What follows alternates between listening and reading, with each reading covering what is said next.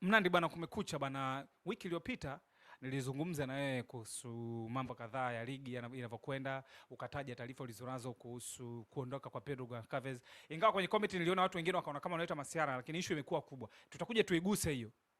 Tutakuja tuliguse hilo kwa sababu uliniambia kile kipande nikihifadhi kabla historia haijakuwa kubwa. Bwana, swali ni kwamba kwa sasa form ya kikosi cha Simba ni dhahiri na hiki anachokipitia Yanga, hii ndio sababu ya Simba kwenda kuwa bingwa. Na sio form tu ya wachezaji uwanjani. Yaani kwanza natakuwa wapongezwe wanachama na mashabiki wa klabu ya Simba kwa kuwa wa kweli ndani ya klabu yao. Maana sisi tunaona kila siku tunapelekana mahakamani kila siku kwa sababu ya kusema ukweli. Tusingesema ukweli, tusingekuwa tunafikishana huko kwenye ngazi za sheria ambazo ziko nje ya mamlaka ya mpira. Sababu kikatiba hakuna sehemu ambayo inasema mshabiki na mwanachama akizungumzia klabu yake basi hata kama atakuwa ameteleza apelekwe kule. Ngazi ya kwanza apelekwe kwenye kamati ya maadili, ngazi ya pili aletwe kwenye mkutano mkuu, apewe onyo, kama kishindikana anafutwa wanachama na kupitia mkutano mkuu. Lakini hivyo vitu havifanyiki, tunapelekana huko kwa sababu watu wanaenda kuguswa sehemu ambayo wao wanaona ni sehemu ya maisha yao. Lakini hii yote ndio inasababia kuijenga klabu yetu. Kwa hiyo naamini yale yote pushi zetu zote ndio zinasababisha sasa hivi Simba kukaa kwenye njia na kukumbuka kwamba kuna wanachama na mashabiki wanahitaji furaha ndani ya klabu yao. Kwa kipindi kile zile place vurugu na nini, mashabiki kutokuelewana na viongozi, ndio haya matunda tunayoona. Ndio haya matunda ambayo unayaona. Lakini ukiwa wewe kila siku unaambiwa kwamba shika sikio hili, halina shida ile, huku na shida, wewe unangangania hilo. Kama unaona linauma hili, lakini unalazimishwa ushike sikio hili huko wakati aliumi. Ndio nyuma mwiko jinsi walivyo, na ndio watapata shida kwa mfumo huo kwa sababu wamekubali kuingia kwenye 18. Kwani wao hawasemi? Wanasema wapi? Wao wanaongea tukiwa off mic, lakini kwa on mic hawaongei kwa sababu wanajua wakiongea maana wanaondolewa. Kuna clip nimeziona kwenye mechi dhidi ya Mtibwa juzi. Mbona niliona baadhi ya mashabiki wanalalamika? Wale wanaolalamika ni mashabiki ambao wako nje my friends. Wale wanalalamika hawana shida. Yaani sio wale mashabiki maarufu. Wale wanaonekana nyinyi wanywa togwa tu. Wewe utaongea tu, ushakuja kuisupport timu, ile ishaingia, wewe nenda nyumbani kalale. Lakini wale maarufu ambao wanaangaliwa kama kioo cha jamii, huwezi kumuona anasimama kwenye kipaza na mfano kina nani? Wapo wengi. Wale unawajua wewe my influencer. Unawajua wewe wote. Sio mpaka umtaje mtu jina. Wote. Umeona bwana? Akiwemo Eliza anasema nimtaje. Eliza kuna tukio moja alifanyaga KMC akazungumza mambo makubwa sana kuhusu TFF kwa sababu ya maumivu ya matokeo. Umeona? Lakini kuzungumza timu yake ile story ilimpeleka sana. Ilikuwa kubwa mno. Kaumia na ndio maana kazungumza. Sasa kwa nini kwenye viongozi wa klabu yako wakizungua usiseme? Wachezaji wako klabu yako wakizungua kwa nini usiseme? Sema tu. Ndio sehemu ya kuwajenga wale. Kumbe washabiki na wanachama wanaumia. Wanabadilika. Lakini ukiwa unawapamba, hawezi kubadilika. Kwa hiyo wanalewa sifa, mwisho wa siku ndio hivi vinavyoendelea. Wanalalamikia injury size. Msilalamikie injury. Lalamikieni kule mlikotoka kule. Ndio kulikuwa na shida. Lakini mngekuwa mnazungumza toka kule, haya msingeyaona sasa hizi. Kwa sababu kocha viungo anaonekana kwamba labda hayuko sawa, labda anafanyisha kazi ya kubeba mizigo wakati wa kucheza mpira. Lazima uumie. Sababu anafanya mazoezi zaidi ya mpira. Sasa unategemea asiumie. Maana inakuwa rahisi akiguswa tu tayari anaenda kukaa nje. Unawaona sasa hizi wakaribia wachezaji wanne unaona wako vitandani kule hospitali. Sasa ile sio la. Ile ni hatari kubwa kwenye klabu. Klabu sasa hizi ndio kaangalia ipo kwenye hatua ya mwisho kuelekea mwisho wa msimu. Bwana ungekuwa ndo mzunguko wa kwanza huu haujaisha na dirisha la usajili dogo halijafunguliwa, unasema kwamba inawezekana sasa hizi ukaongeza baadhi ya wachezaji wakakusaidia. Sasa hizi hawana nafasi tena kumuongeza mtu. Hizi ni dakika za jioni, lazimruhusu hata kuku kumeza punje ya mtama. Maana hapa binafsi ushindane na hali uliokuwa nayo. Kwa hiyo nadhani watani zetu wana wakati mgumu sana. Kwa hiyo kufanya vizuri kwa Simba Sports sio kwa sababu wachezaji tu wanafanya vizuri pale kwenye pitch, wanatuogopa sisi. Wanasema tembo hata konde vipi hawezi kuwa kama ndama wa ng'ombe yule, ama hawezi kuwa kama mbuzi. Pamoja na shida hizi ambazo Yanga anazipitia, na wewe saizi unarudi kwenye ubora, lakini bado Yanga wanakuambia wao ndio mabingwa watetezi na wanakwenda kuchukua ubingwa. Wanajua kwamba ni njia zao zile zile bado watafanikiwa kwenda kuchukua mabingwa kwa sababu kama maifensa labda zile njia za ndani kabisa hawezi kuambiwa, wataambiwa baadhi ya mambo, lakini kuna baadhi ya mambo ambayo wanatumia viongozi wao hawezi kuambia, hawajui hilo. Kwa hiyo wanafahamu tu kwamba hili inaendaga hivi hivi tu, lakini mwisho wa siku tunaenda kuwa mabingwa. Lakini mimi niwaambie tu, sio kama vile wanavyofikiria wao kwenye misimu minne iliyopita. Huu msimu mwingine kabisa ni msimu wa kitofauti kabisa kwa sababu hata kuchukua ubingwa mara 4 waliandamana. Huu msimu mwingine waliandamana baada ya Simba kuwa bingwa mara 4 waliandamana na walisema kabisa kama mpira ndio namna hii tutaandamana, tutaenda mpaka kwa mama. Nadhani unakumbuka wazee pale kwenye bwawa walizungumza. Kwenye bwawa wapi? Kwenye bwawa wapi? Kwenye bwawa si Jangwani pale. Ule msimu ambao alikuwa mabingwa Simba mara mwisho pale makao makuu ya klabu ya Yanga. Bwana makao makuu anakuwa kwenye bwawa bwana. Ushaona makao makuu anakaa pale bwawani. Au bichi pale. Bichi unaweza kukaa kwenye maji machafu pale. Lile bwawa. Umeona bwana. Kwa hiyo wazee waliandamana na ni wale ni wasoma wale wazee. Walizungumza vizuri tu. Baada ya wasemaji wao kulalamika akiwepo nani huyu Bumbuli na akiwepo mhamasishaji wao Manala ambaye muda wote wamemchukua na akitamba kama mimi nasajiliwa kama kocha kama mchezaji. Waliitisha press baada ya mechi yao na Mbeya City kutoa sare, wakaitisha press na kulalamika. Mwisho wa siku Azizi siku ya pili ndio wamekuja kufungua kila kitu. Wasema kwamba tulikubaliana msimu huu mpira uchezwe. Sasa mechi yao na Mbeya City ulichezwa mpira kutoka sare 1-1. Sasa tukuamini kama pale labda kulikuwa na uwanja wa ngumi au wameeleka. Mimi sikuona. Kwa hiyo mechi ya siku walivyoniambia kwamba ikienda hivi ligi sio mtu mmoja kiasi kwa bebe ubingwa wao. Haiwezekani. Tutaenda kwa mama. Ile kauli bwana ilikuwa kubwa na mwisho wa siku kilio kimesikika, wakaenda kama mabingwa mara 3 na msimu wa 4 wakaforce wawe mabingwa zaidi na wao wafikie level ambaye Simba kaifikia katika kipindi. Sasa hapo kipindi hicho tuliona watu wanapigwa 6, 5, 7, 3, 4. Kilikuwa kitu cha kawaida. Ilifika kipindi ikitokea timu imefungwa goli mbili mashabiki huwaoni, unaona kamera zinaonyesha mashabiki wa Yanga kama wanasoroneka. Sikipigwa 5 wananyosha na mkono. Kipindi kile Yanga anashinda, lakini si alikuwa anashinda kwa sababu yuko kwenye form. Sio kwenye fomu, walikuwa tayari washatengeneza mazingira, mikorosho, mibuyu, umeona bwana, na miembe huko wanatikisa wanakula. Kodi. Sasa hizo kodi. Sasa hivi hiyo miti yote haina matunda. Yaani sasa hizi unaona masika lakini kipindi cha kiangazi. Unajua sasa hizi embe bado. Ndio kwanza zinazaa, yani bado hakuna. Mafenesi kama kule kwetu sasa hizi yashaishi hakuna. Umeona bwana, na matunda mengine sasa hizi tayari muda wake umeshaishi. Kwa hiyo imebaki miti tu na majani. Sasa utatikisa atadondoka majani mabichi, yatadondoka mawili matatu, hawezi kukusaidia. Lakini akishakuwa amewiva yale yote yanadondoka chini, mnaambulia. Kwa sasa hizi ya matunda kuanguka wao waambulie, hakuna. Ndio maana milio imekuwa mingi na ndio maana nilisema hapo, msimu huu sio waliweka mabango yale ya kutoa ubao kwamba amemfunga Simba single ngapi wameweka. Msimu huu wataweka mabango ya maandamano. Msimu huu tutaona mabango barabarani ya maandamano. Wanaandamana wanaweka barabarani ili wasaidiwe. Sababu wale mabango ukipost yanafuatiliwa dunia nzima. Hatufuatilii Tanzania au kwenye bara letu tu la Afrika. Mabara yote duniani yanafuatilia yale mabango. Kwa msimu huu watu wakae tayari kuangalia mabango ya maandamano wakati Simba anafanya yake.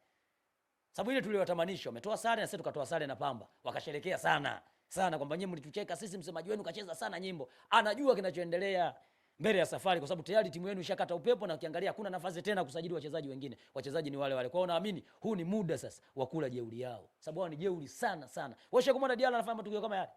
Ndani ya misimu minne anafanyaga tu kiaina kwa sababu ana uhakika wa matokeo. Yeye alikuwa mtu akuja kwenye kamera ile anakuja anacheka kinafiki ile. Si unamuonaga anakuja kwenye kamera. Sasa hivi haji kwenye kamera, sasa hivi anamfuata mwamuzi katikati ya pitch. Nipe sekunde 30 hapo kama mdau wa michezo, manake tunaambiwa likitokea jambo kama linapaswa kupaziwa sauti, lipaziwe sauti. Mtazamo wako ni upi kwenye matukio la Djigui Diarra? Djigui Diarra ana matukio ya muendelezo. Alifanya tukio dhidi ya Simba pale Zanzibar, hakupewa hata onyo, akaachwa na wakafanikiwa, goli likakataliwa, lakini alifanya tukio pale Arusha dhidi ya TRA, nadhani mwamuzi unaona alienda alimuonya kwa kadi ya njano. Hakumfumbia macho. Lakini alirudia tena kufanya tukio dhidi ya Mtibwa. Sawa, mechi ya juzi. Nadhani umeona. Mwamuzi alitaka kutoa umeme, lakini mwisho wa siku akarudisha. Akamuonea huruma. Lakini ingekuwa kama yule mwamuzi aliochezesha mechi ya National ya kwanza na Esperance de Tunis, nadhani kwa sababu yule mwamuzi alitoa umeme aliweka nyuma. Maana alitakiwa asogee tu amalizane naye. Kwa hiyo yule mwamuzi jana alitakiwa amalize ile shughuli kama alimuona vizuri yule mwamuzi ambaye alichezesha ile mechi pale Morocco. Angemaliza tu shughuli kwa sababu unapoendelea kumchekea mchezaji atakuja mwisho wa siku kukupanda kichwani. Sababu Diarra sasa hivi amekuwa ni mchezaji zaidi ya kapteni. Zaidi hata viongozi wake. Mwisho wa siku mimi naamini yule kiongozi wake sasa hizi atakuwa yuko hospitali. Yule meneja wa timu, Watson. Nadhani atakuwa yuko hospitali. Sababu lile loba sio loba la kitoto lile. Lile loba kweli. Wakati kaja kukutetea lakini bado unamtia loba meneja wako. Ili iweje? Acha huo mchezo, achana nao, rudi ataki. Maana lile loba alikuwa anakaba mwamuzi. Yeye na yule mwamuzi alivyokuwa kama mimi angekabwa loba kama lile, kama alivyokabwa meneja.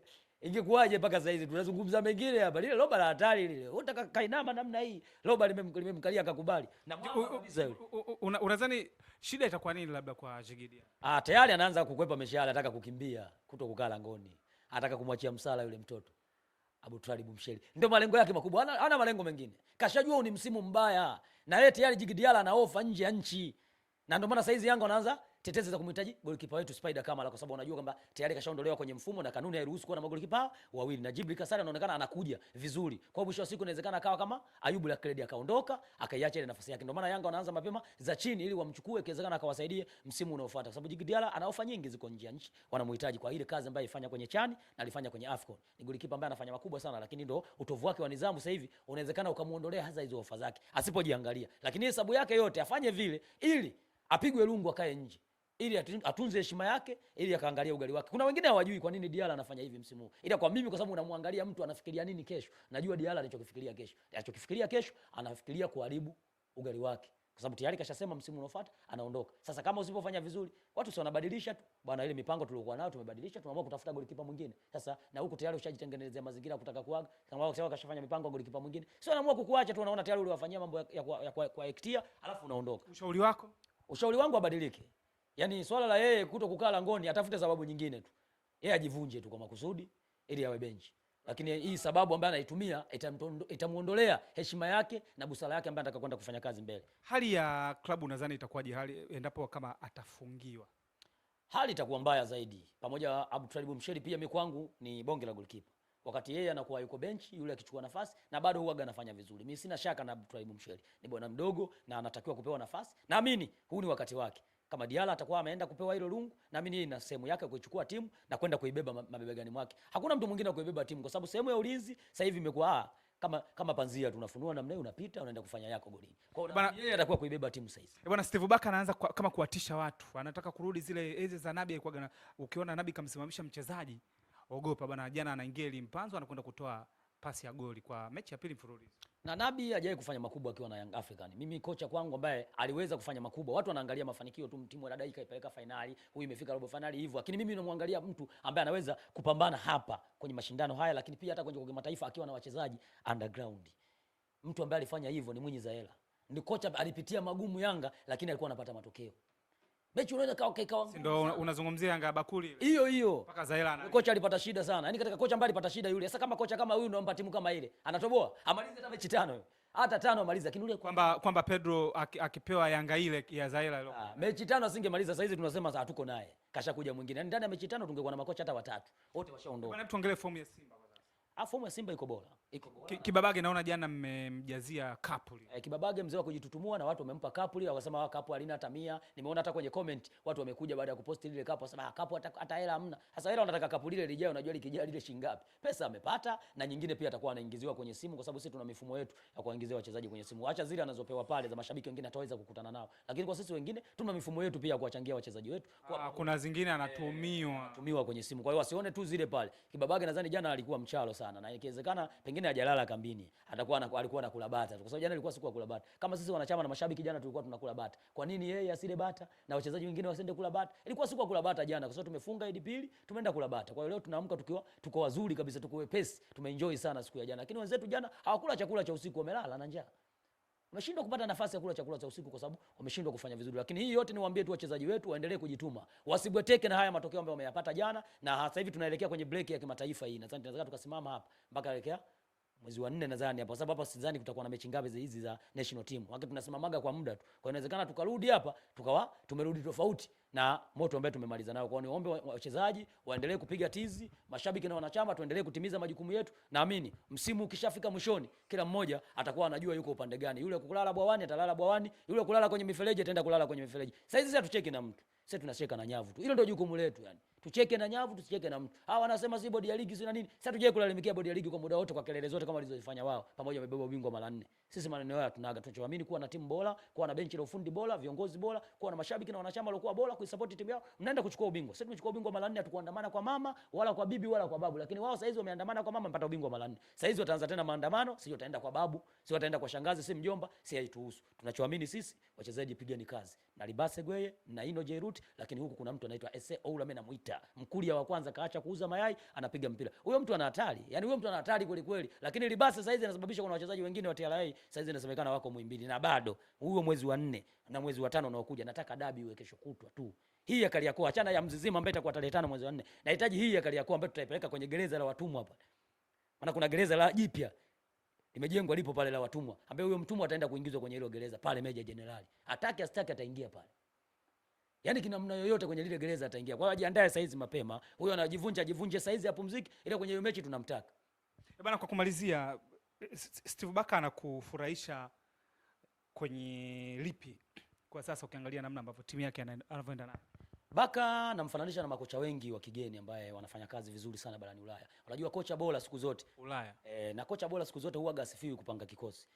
Kocha bora ni yule ambaye anaenda kuona mbinu za mpinzani wake ambaye zimembana, sasa anaenda kubadilisha mfumo tofauti ambao anaenda kumzalishia matokeo. Huyo ndo anasifika kocha bora duniani kote. Lakini kocha bora sio kupanga kikosi. Kwa sababu hata mimi ukinipa Simba sasa napanga kikosi. Kwamba mbinu zikikwama anajua atabadilisha. Anajua ni kipi nikifanye ili niweze kupanda matokeo, na akashafanya hivyo zaidi ya mara kadhaa na akapata matokeo. Kwa hiyo unamuona kabisa ni kocha mwenye muendelezo wa kufanya sabu na zikaenda kumlipa. Na alifanya kwenye mchezo wa dabi dhidi ya watani zetu na tulikuwa tayari tushapata matokeo, lakini mwamuzi katia mfukoni, sasa hizi na yeye kawekwa mfukoni, anasubiri msimu ujao arudi tena kuja kufanya yake. Lakini naamini pia alifanya hivyo kwenye mchezo wa jana na akafanikiwa kwenye matokeo, na alifanya hivyo kwenye mchezo dhidi ya Singida tukaenda kupata matokeo. Kwa hiyo unaona anafanya sabu zinamlipa. Alimuingiza Elim Panzu dhidi ya Singida akaenda akafunga. Mechi ya jana unaona kaingia Elim Panzu na pia akaenda kutoa assist ya bao. Mwamba anaenda pale kumvunja kuni, anapiga goli safi, inaingia kambani, tunafikia kutimiza idadi ya magoli. Anatisha Steve Barker Kwenye sabu. Yaani yule ni kocha mkubwa sana na ndio maana alikuwa anafundisha Stella Bosch. Sababu ukiweza kufundisha vijana na wakaweza kufisha mpaka nusu finali, unashindaje kwenda kuwafundisha watu ambao washapita kwenye vilabu mbalimbali. Bana, nilikuwa nataka kusahau kwa kumalizia, tunaondoka hapa. Steve Barker na kocha Pedro Gonçalves walitofautiana muda gani kuja? Ni muda mfupi sana. Ni muda mfupi sana waliotofautiana kuja, lakini wanaonesha kwamba huyu ni bora kuliko huyu. Yaani sasa hizi unaona kabisa haya ni maji, haya ni walipishana muda mfupi. Muda mfupi sana, lakini unaona haya maji, haya maziwa. Yaani Pedro ni maji, lakini unamuona kabisa Mwamba ni maziwa, Steve Barker. Yaani haina ubishi, unamuona. Na kwenye kuondoka? Kwenye kuondoka kama kawaida. Nilikwambia huyu Idi ilikuwa chupu chupu aondoke. Lakini kwamba Simba umetoa sare na Pamba, imenusulika kwamba Idi kala, lakini Pasaka ataenda kulia nyumbani kwao. Hali hapa. Na ile nimekwambia tunza risiti kwamba Idi hatokula hapa. Sasa tunasubiri taarifa kwa umma. Kuna mchambuzi mmoja jana aliposti usiku, niliona. Nimemsahau jina yule mchambuzi, aliposti usiku. Naona kitu kama hicho aliposti usiku, nikaiangalia ile nikasema achana nayo. Hii mimi nataka official. Hizi za chini ya carpet mimi sizitaki. Mimi nataka ile kwa juu ya carpet. Ambaye tayari kila mtu anaiona. Chini ya carpet sio anaiona wenyewe huko. Wanatuma za ndani kwenye. Wanasemaga wana majasusi wao. Sisi hatutaki jasusi. Sisi hatutaki jasusi wala jemedari. Sisi tunasubiri wenyewe watoe taarifa kwa umma. Ndio tunaisubiri. Wakitoa tu wenyewe sisi tunapita nayo. Kama wale walivyosemaga kwamba sisi hatuendi Tabora. Sawa, tumebuki ndege za kwenda Mbeya. Kwa walivyopelekwa Dodoma hakuna kubuki ndege kwenda Morogoro wala Zanzibar. Hao mapema wamepanda Zijala wameenda Dodoma. Ndio tunasubiri taarifa yake. Sababu yule Mwamba mwenzake kaachwa kule Malawi. Hasa kama wewe mwenzako kaachwa Malawi, wote aachiwa wapi? Ila yeye ana bahati kwa sababu yuko hapa hapa. Asante sana.